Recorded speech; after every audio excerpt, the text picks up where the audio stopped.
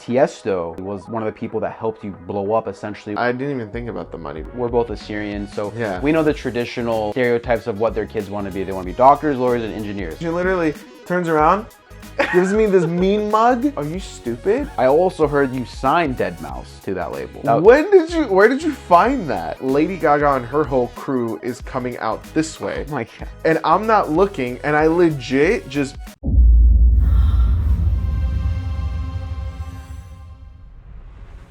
Today with me an artist, producer, and composer. He's also a sound engineer and sound designer who's done remix work for the Chainsmokers, Coldplay, and even remix work for Tiesto. He's done work with Nike, the NFL, and NBA 2K soundtracks, and has been on the Grammys nominee ballot at least 12 times in his life. Michael Badal, thank you so much for making the time, man. How's everything? Thanks for coming out, and I know you guys had quite the trek. Only you knew I would take up the whole interview time talking about how I got here. But yeah, thank you for letting us into your home. This is your little studio you have in your office, and it's very professional, nice and neat, and I love it. Thank you. Yeah, so I guess how I want to start this is obviously people need to get the root of your story, figure out where you came from. So how did you get bit by the music bug? That would take us back all the way to when I was like 3 or 4 years old. My uncle, my mom's brother, Robert Kanishan, he was a pretty prominent Assyrian singer within our community, like in the Modesto, Turlock area. I used to watch his band play, I would say backstage, but like back then they used to have like actual stages and you could walk behind it, and my grandma used to like take me back there and I'd be watching them all from behind the stage.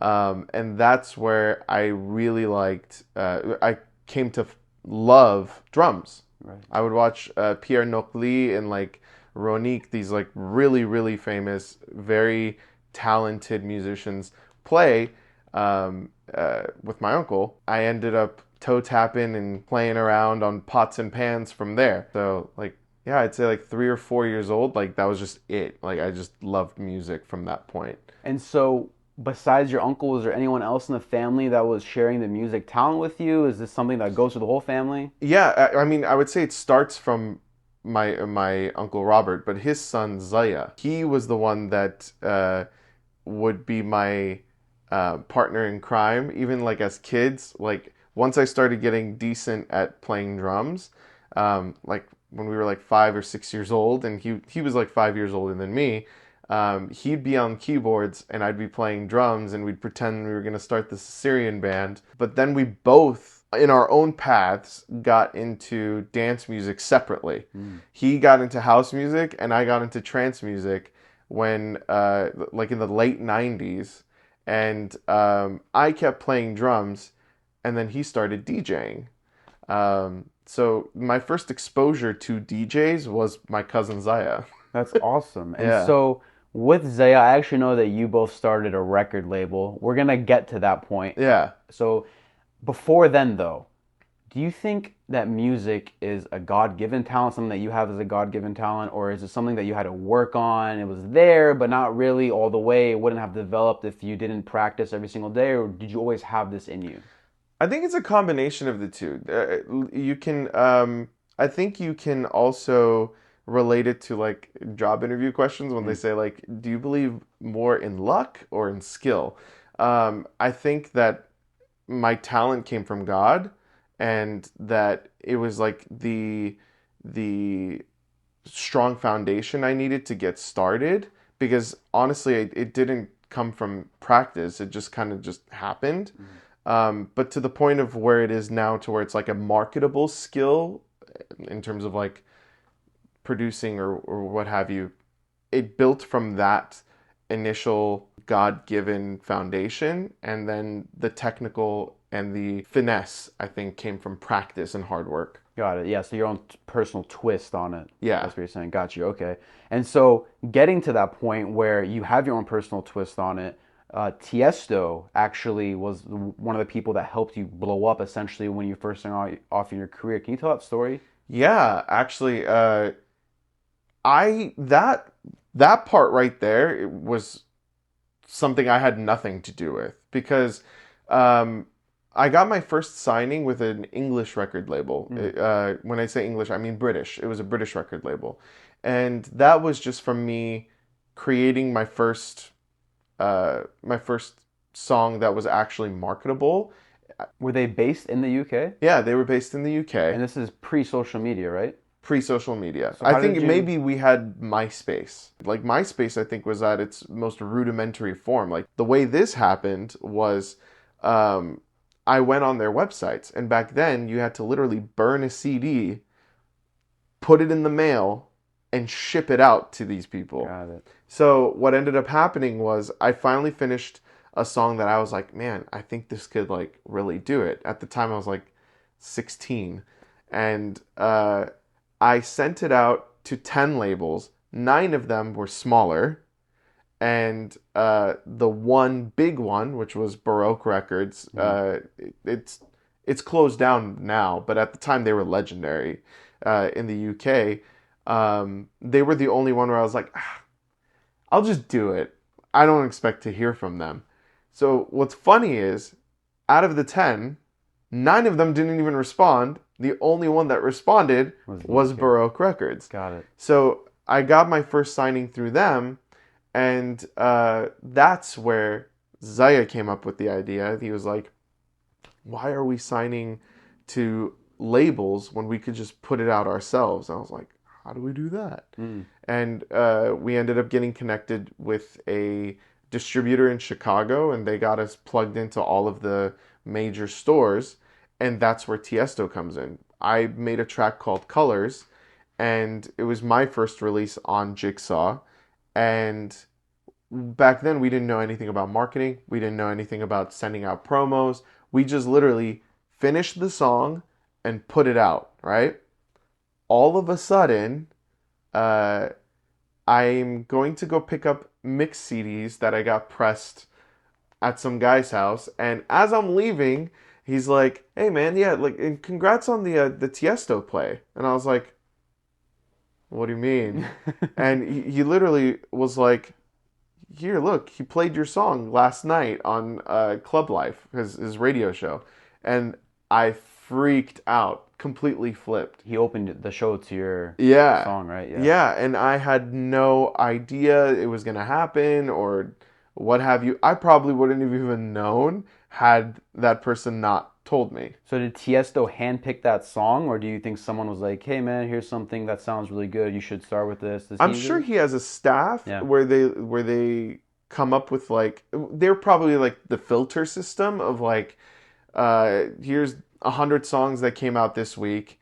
I think these 40 are good, and then he probably picks the final. Gotcha. Just because he's so busy. I doubt that he was the major filter, but I think he was the final choice. Yeah, absolutely. Yeah. And so did you do any work with him after that? Did you ever get to meet him? Yeah. So after that, and mind you, this is where the funny part is.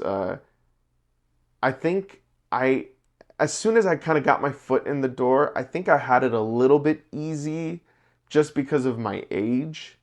Because back then, I mean, now there's like a million producers, and they're even younger than when I started. Yeah. But when I started at 16, 17 years old, that was weird. Because at the time, I was one of the first in that transition of being able to make quality music on just a computer. Like, this was before having any of this analog gear or any of that.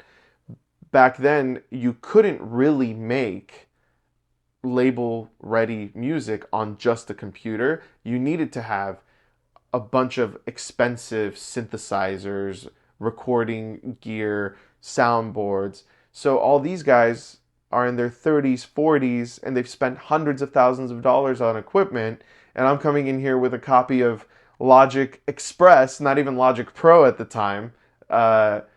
We had Logic Express, and we were making good sounding dance music just off of our computers alone.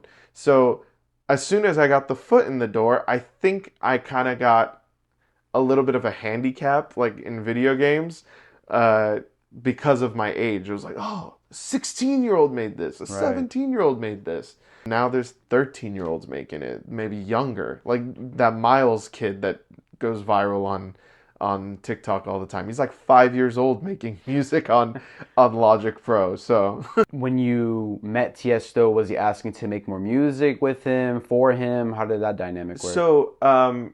I got reached out to by his label Black Hole Recordings, and they were basically just asking, "Do you have any more music?" And I sent in a remix that I did for somebody named Stalker, and he played it on his show. After that, I sent him my single with Tiff Lacey. Like, she did a bunch of music with ATB at the time, and he played it on his show. And then on his In Search of Sunrise tour and Elements of Life tour, I think that was in 2008, he started playing my music on the road. Like, it wasn't just on the radio. I started finding YouTube videos, and I think you could still find some of those YouTube videos of him playing Colors and that remix for Stalker and Don't Be Afraid at like the Heineken Arena and like all these huge arena stadium shows all over the world. I love it. So he really championed my music early on, and then because of him, I started a relationship with Black Hole Recordings. Like, I still have a relationship with them 17 years later. That's awesome. And it just takes that one push, that one video, the one song, the one. Yeah. It gets something rolling for you. Yeah, yeah. That's awesome. And so when you sent in that CD to that UK label, was money ever on your mind at that point? Were you thinking we could make something out of this? Or was it, oh, I want to see how far I can push my own work?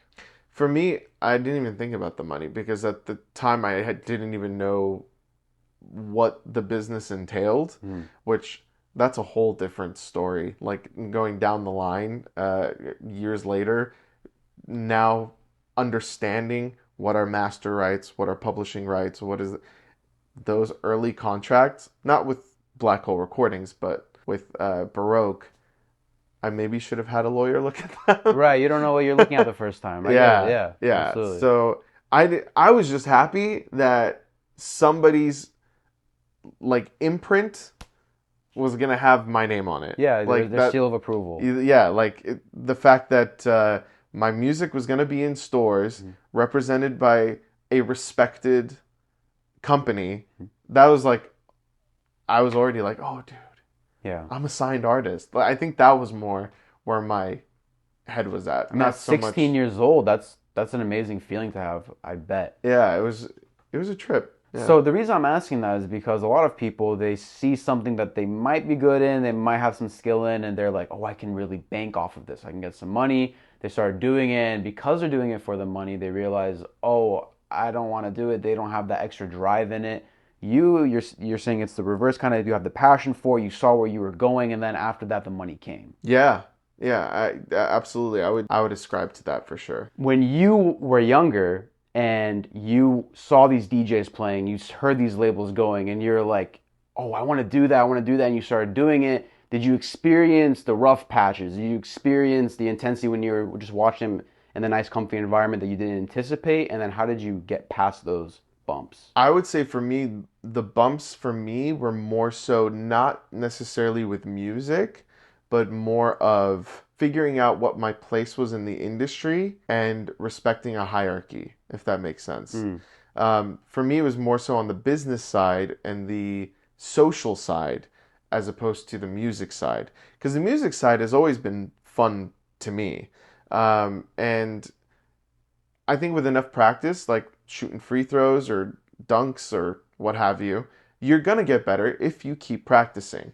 I think if you put the work in, a skill can be learned and it can be sharpened and grown. But for me, my issue was the social aspect of like, know who you're talking to when you're going to have some gossip. I've made that mistake plenty of times. Oh yeah. Like, especially as a younger person, like 16, 17 years old, I've put my foot in my mouth talking to someone about someone else, not necessarily in a malicious way, but you're just sharing a story, and that person goes, oh, well, so-and-so, Michael said this, and they're like, that's not true, and then it's like, yeah. I would say navigating those waters of learning the hard way. Everyone knows each other. You need to be very careful with how you present yourself because you don't want that reputation of someone who's a talker. Got it. And you touched on something that I want to actually go deeper into. You said the social aspect. Let's go back from the music industry and go to family now. Hmm. So the social aspect for fully transitioning into music full time as a career, we're both Assyrian, so Yeah. we know the traditional stereotypes of what their kids want to be. They want to be doctors, lawyers, and engineers. I fell into the third stereotype. I'm an engineer now. Yeah. So like I understand that completely what the parents' expectations are for kids. Were you ever worried about like what people would say if you were not going down a traditional road? Like, Absolutely. Um, I would say that as far as like with my parents go, it was more of like a chipping away at the block, mm, if that makes sense.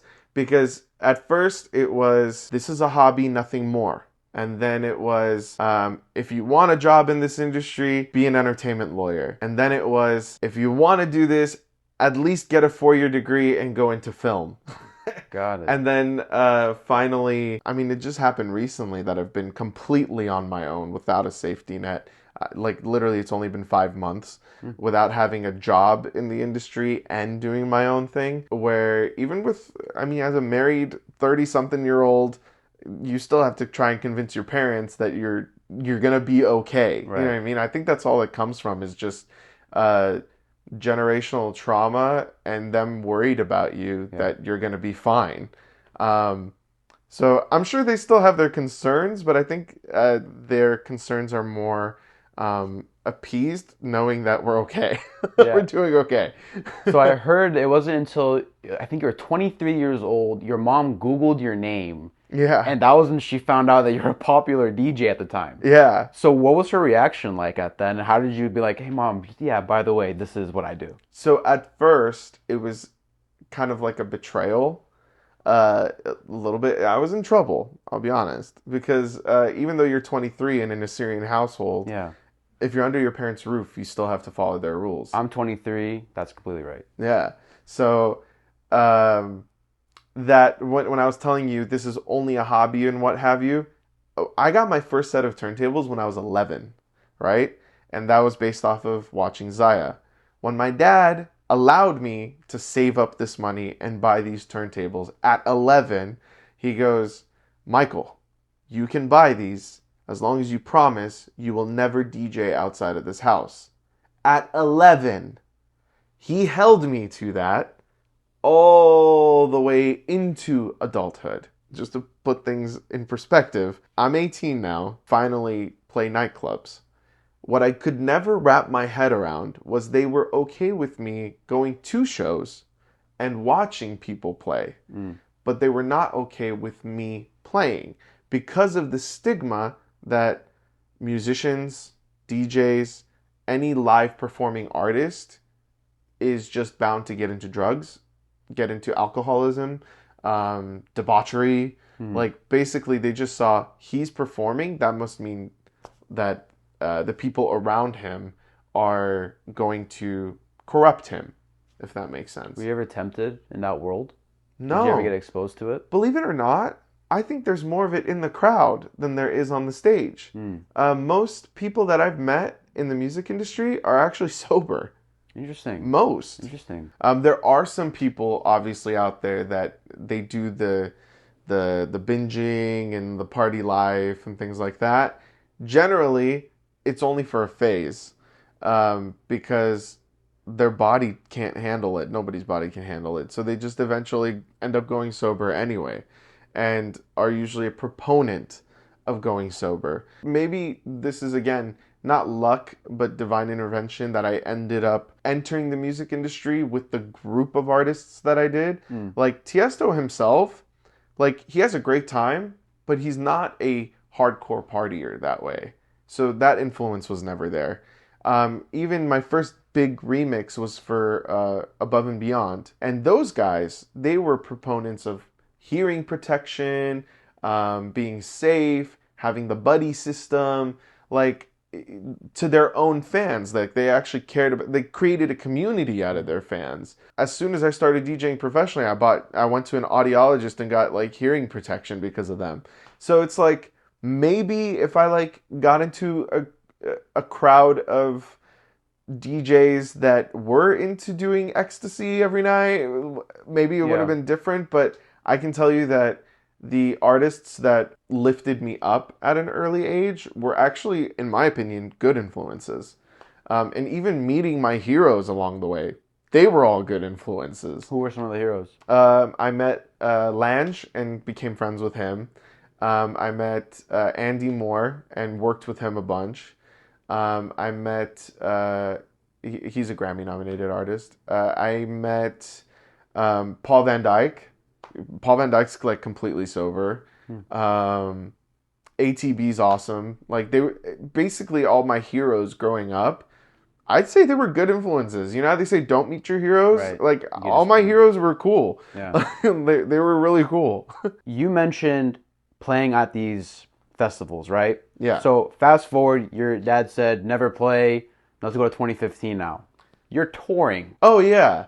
I think they had found out by then though. Got it. I would say there was a tour in 2009 that we did for the Jigsaw Puzzle CD. I don't know if you saw that. Me and Zaya put out a mix compilation.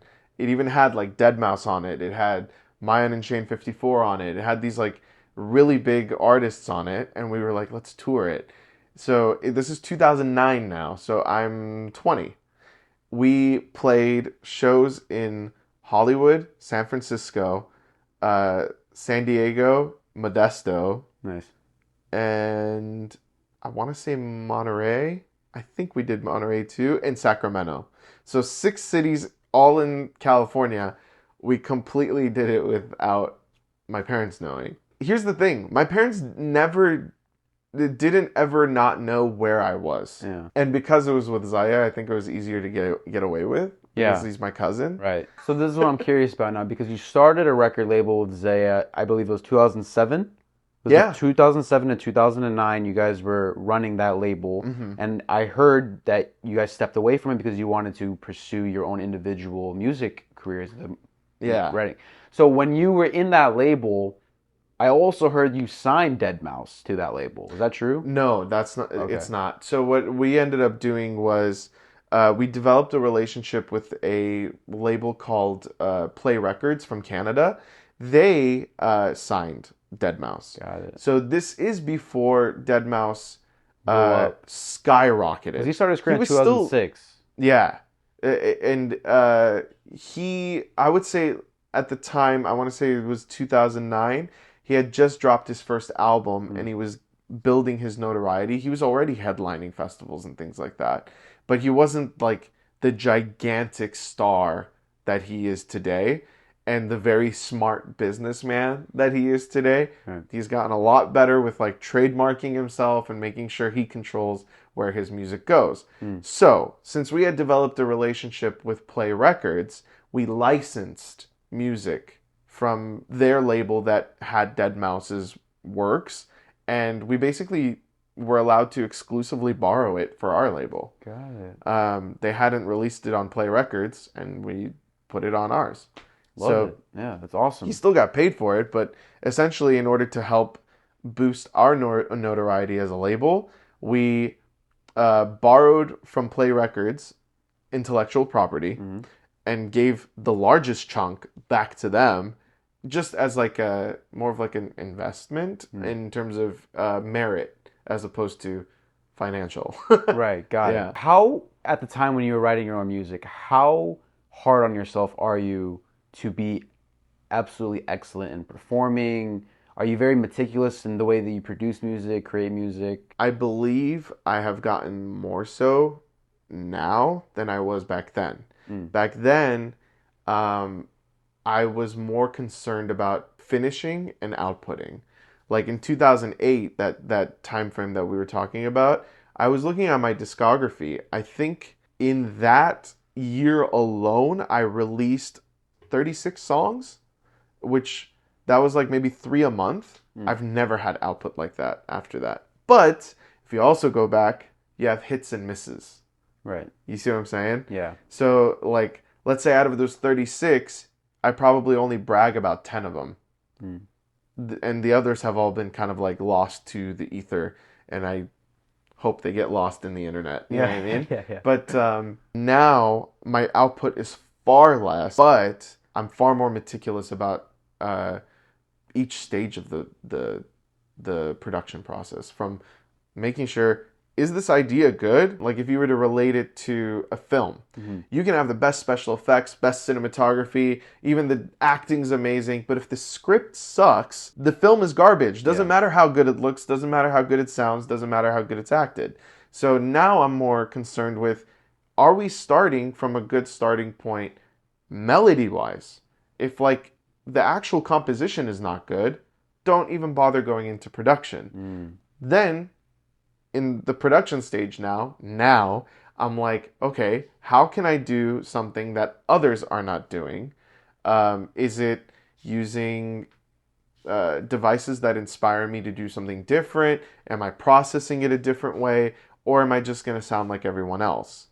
Because right now, this is kind of a tangent, but right now I feel as though dance music right now, if you were to close your eyes and listen to something, you couldn't identify who they were. Which back when I started, in that like late 90s, 2000s, even the early 2010s, if you did close your eyes, you would be able to be like, that's Tiesto. Gotcha. That's Paul Van Dyke. That's Swedish House Mafia.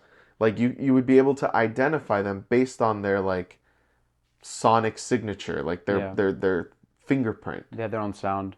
But now I feel like there's three sounds.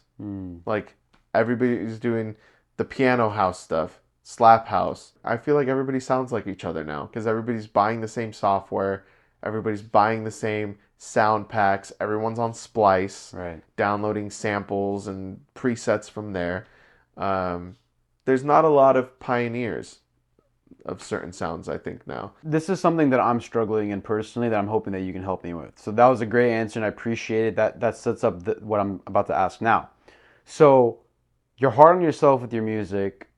When you were performing, how was it balancing being in the moment of performing, but also making sure you're doing a good job for the people who paid to be there for you? Because you want to have fun, you want to riff, you want to have a good time, perform at your best. But also, like when you enter that phase of just wanting to have fun, you kind of let loose on being excellent because you just want to enjoy your moment there, you know. But then you also want to stay focused because you're actually working also in that moment. How do you balance that? I honestly believe it all comes from preparation. Listening to you ask that question, I literally just started thinking about when I did play shows, what went into playing a show. I never showed up to a club not knowing what I was going to do. Don't get me wrong, it's not like I pre-planned my whole set, but even though you're only playing an hour to 2 hours to 3 hours at a club, we probably put 8 to 10 hours before that even happened looking for music, analyzing what key it's in, where would it fit, what other songs would fit. So that way you have a game plan going in. We never were off the cuff. Don't get me wrong, it's not like I don't think anybody can do that, but I think what makes a great performance is the fact that you pre-planned or rather prepared for the actual performance, because at least this is what happened to me when I would perform. As soon as I got up there, I would actually be really like nervous. I used to get nervous. It wasn't until I actually started the performance that I think my brain would go into autopilot. Like the adrenaline would be up, and then you're so on. I don't know how to explain it. It's like you're so on. I would listen back to recordings of my performances and be like, I didn't even know I could do that. And then you would try to replicate it in your bedroom, like when you're practicing, and can't do it. Because you're trying too hard. You're not in the moment. You're not in the flow state. Yeah. Yeah. But that's the funny thing is, it wasn't until after the performance would end when I'd realize that I was like on a adrenaline high and would start to come back down, and then I would relax because you don't realize you're in a fight or flight. Right, You know what I mean? While you're performing, it's not until afterwards that you'd be like, oh, I'm sure you've seen DJ setups. Yeah. There's a ton of things to keep track of, and it's not so much am I gonna mess up, it's more of managing what settings did the guy before me have this in. So you only have a split second to make decisions, and as soon as you made that decision, now you have to prepare for the next one. So it's like, okay, this deck is in the wrong pitch range. because you can slow down and speed up things. Some guys, they go totally free floating where the knob will go from 0% to 100%. I personally would go from 0 to 8%. But it's like, okay, is the weight of the jog wheel dialed in right? Is the pitch range right? Is master tempo on? All of these like settings that you have to go in thinking, uh, am I prepped to do my performance?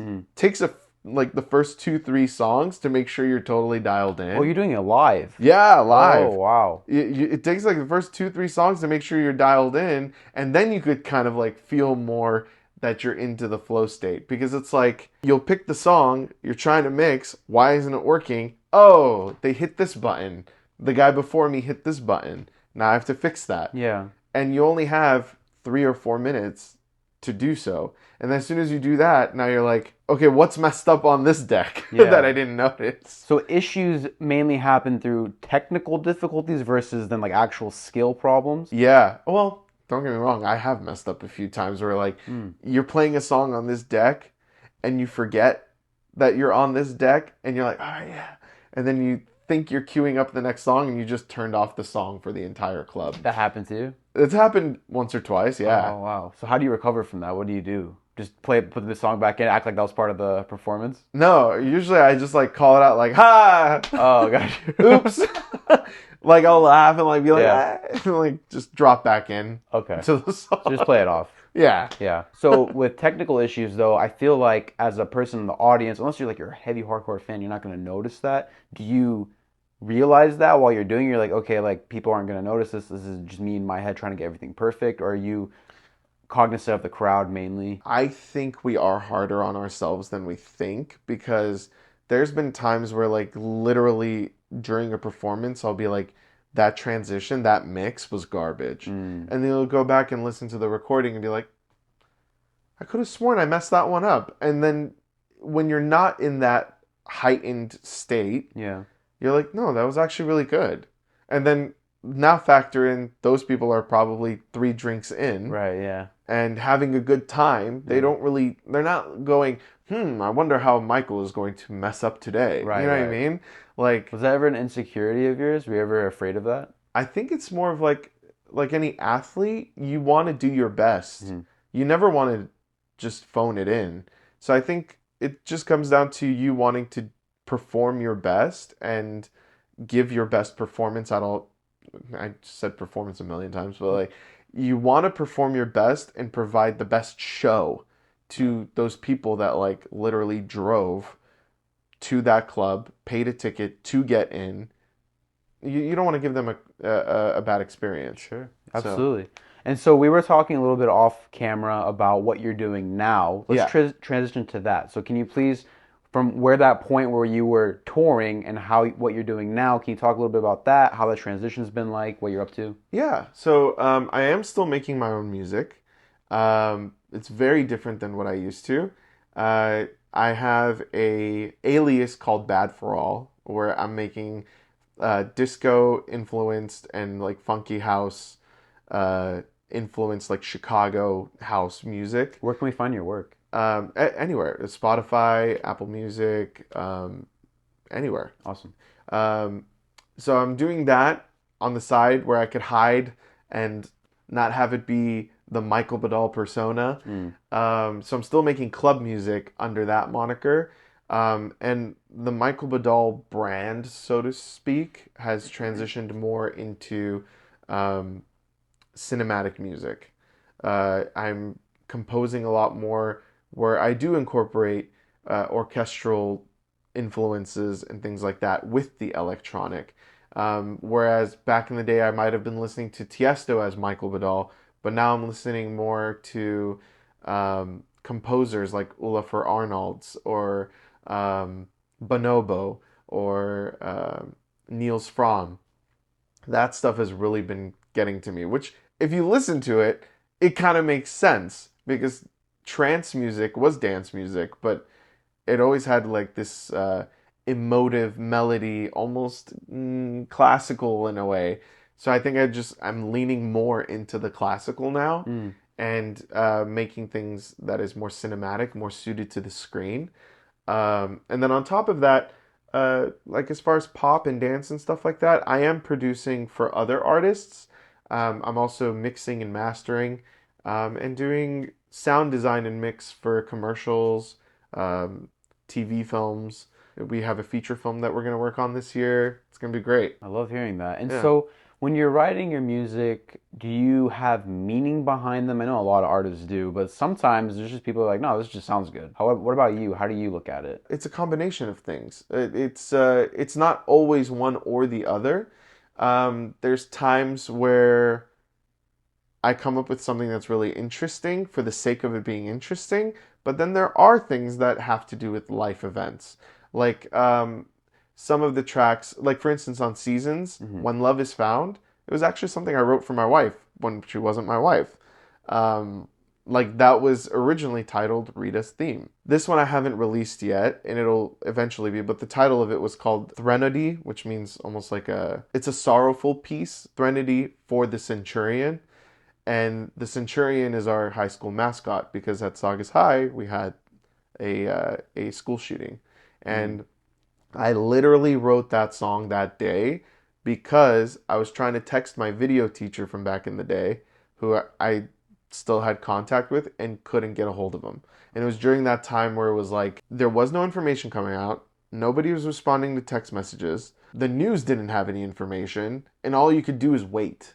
Yeah. And I'm at work going, I'm supposed to be productive when my brain, my mind is on Saugus High. Yeah. So When was that? I actually don't remember. Let me double check real quick. Sure. 2019, November 2019. So what came about the teacher you're trying to contact? Oh, he ended up hitting me up Okay. at like 6 o'clock that night.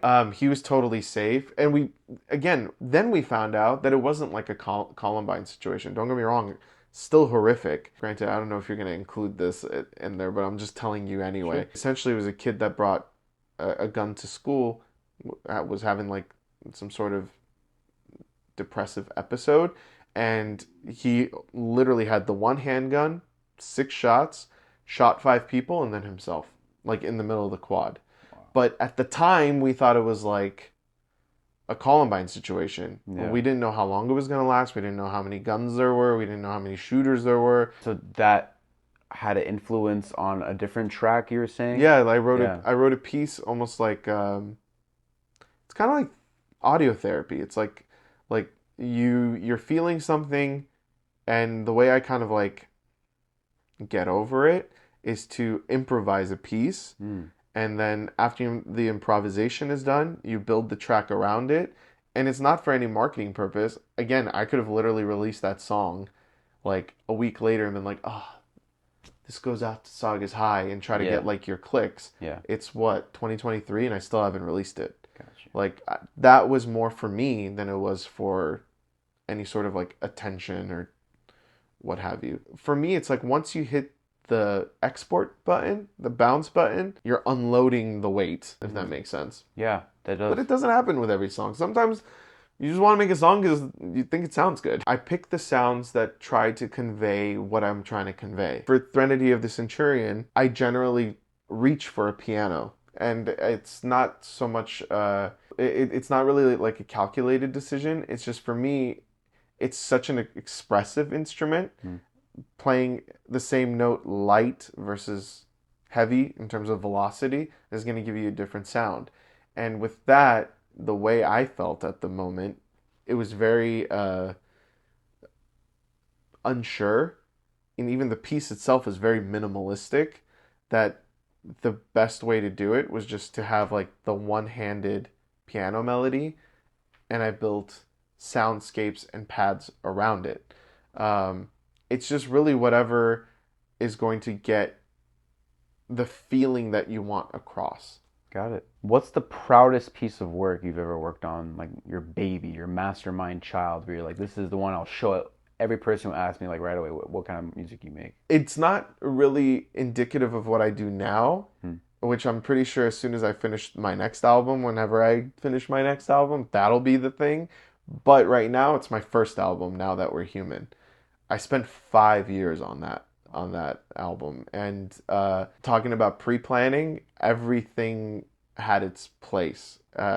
Most of the album actually transitions harmonically into the other. I love that. Like, I don't know why the label uploaded it like this. They were under the impression nobody likes continuous albums, so they separated it all. Mm. But if you listen to it on Apple Music, or if you want to buy the CD, if you still do CDs, that version on Apple Music is the original intended version where it will blend from one song into the other. People love that. I mean, that's what Metro Boomin is known for. Yeah. One track goes into the next. Beyonce's last album just did that. Yeah. Like the Renaissance, we were listening to it in the car and there was no pauses. It just went from one track into the other. My 2015 album did that. So even the vocalists I worked with, some of them were vocalists I've always wanted to work with. Like one of the tracks is with this woman named Jan Johnston. I was listening to her records back in 1998. Like, and she did a track with me. There was this Christian artist that I really like, Plum. We wrote a song together, and that's on there. Yeah, like some classic trance records that, like, if you look at the record, you wouldn't have the name of the vocalist. Like researching who that person was and then working with them. Like Blue Skies was with a vocalist from a record that I loved growing up called Home. And it was by a group called Discovery. Found out that it was a lady named Penny from Ireland. Literally tracked her down on social media, asked her to be on the record, and yeah, she agreed. It was awesome. Yeah, that was probably my proudest body of work so far. So that's kind of helps me transition to the next question, which is who's your favorite artist that you worked with, or who's your favorite person you've made a song with, rather? I think Cascade. Cascade. I had the opportunity of meeting him at Sunsoaked, but the funny thing about Cascade was, even though I had never met him before, I apparently knew a lot of people around him by chance. Like in 2019, I believe it was, maybe it was 2018, I played a show with Late Night Alumni. Late Night Alumni was a band that he started. So because I had gotten acquainted, well, I became friends with Mayan and Shame 54. Mayan became friends with Late Night Alumni. They did a tour together called the Heartbeat Tour, and they had me open for them. And I got to meet John and Becky from Late Night Alumni, and then through them, I met Finn, who is their co-writer, producer, mixer. Well, Finn is also co-writer, co-producer, mixing, mastering guru for Cascade. So as soon as I got that opportunity to remix for Cascade through a splice competition, I ended up going to the show and running into people I already knew. Nice. It was really fun, and I think that's why I like working with him so much, because he keeps his circle close and it's very family oriented. Like when I put out a record on his label, on his Destinations mix album, the way everyone that was involved with that album came together to promote each other, not just themselves, was, I mean, I guess the word is inspiring, but it was actually very nice to see. Nobody was just saying, hey, look at the track I made on this album. It was more like, look at what we all did together, which was something I hadn't experienced before from like a dance label. I want to go touch on the Grammys, because this is really interesting. Okay. I don't know too many people who have been on Grammy ballots, which is, by the way, just a crazy thing to talk about, that you've been on at least 12 times. Is it 12 times now? I'm sure. I mean, we try to submit every year. And so I actually have a quote from you about attending the Grammys. You said, almost knocked out Lady Gaga and flat-tired Kathy Griffin and she almost fell. I'm kind of a klutz. Now, where did you find that? I have my resources. So can you talk to me about that Grammy experience? Sure. That was my first Grammys. 2010? Yeah. Yeah, it was 2010. I was new to the Recording Academy, and I went with my friend Anthony, and the show's all done. Like we went and did the pre telecast. I believe that year If I'm not mistaken, um, uh, Rather Be by Clean Bandit was the one that won the dance category. Ran into them, ran into Skrillex was there. Oh wow. Um, yeah, it was that was such a fun first year. But so the way the Grammy works, there's two ceremonies. The pre-telecast Grammys, which that's where they award like 80 of the Grammys. Then the televised Grammys, which is what everyone sees on TV. Hmm. That one is inside the Staples Center, and that one they only do like 10 categories. And then you have the after party. So we go into the televised portion. We watch the whole thing. We're having such a blast. And have you ever been to the Staples Center? No, I wish. So the Staples Center, just like any other stadium, it's circular. Hmm. And so we get down the stairs because we were newbies and we had nosebleeds that year. So we were in the nosebleeds. We're coming down and we're walking and talking, and I'm just looking at Anthony like in the face, not watching where I'm going. So I'm coming out this way, and Lady Gaga and her whole crew is coming out this way. Oh my god. And I'm not looking, and I legit just like she almost like falls over. Straight up ran into Lady Gaga. Like when I say ran into, I mean literally ran into. So so What'd she say after that? nothing. Literally Like it happens all the time. she just looked at me. No. It was more of like a, are you stupid? Like she looked at me like this, like, yeah. and everyone in her entourage too was just kind of like, there was no words. Wow. I was just like, I'm so sorry, Yeah. and we keep walking. And again, doing the whole thing, walking, talking, not looking. I end up flat tiring Kathy Griffin. Right after? Yeah. Dude, she literally like, she goes like this, she's about to fall, she catches herself, but then she turns around like this. She literally turns around, gives me this mean mug, doesn't say a word again, does not say anything. Yeah. Just looks me up and down and like she's pissed, rightfully so, and then turns around and continues walking. And at that point, Anthony was like, I think we should just wait and like we'll talk about this once we get outside. When was your last time you went to the Grammys, by the way? 2016. 2016. Yeah, 2016 because of my album. Okay. Now That We're Human made it really far into the voting process. And that year I was at like all the Grammy parties and things like that. But after that, I stopped. It's expensive. Like we don't get to go for free, even though we're members.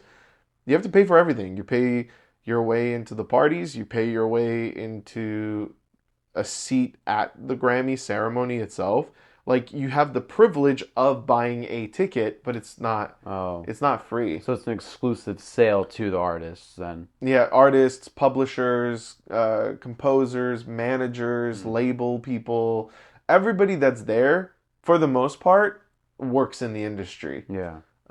It's a really good networking opportunity. I was going to say that's if you're- probably worth it for the networking. Yeah. Yeah, if you're someone who is confident enough to just like walk up to anybody and start a conversation, you can meet a lot of people there. Got it. Cool. Yeah. And not tackle them. Yeah, and not tackle them.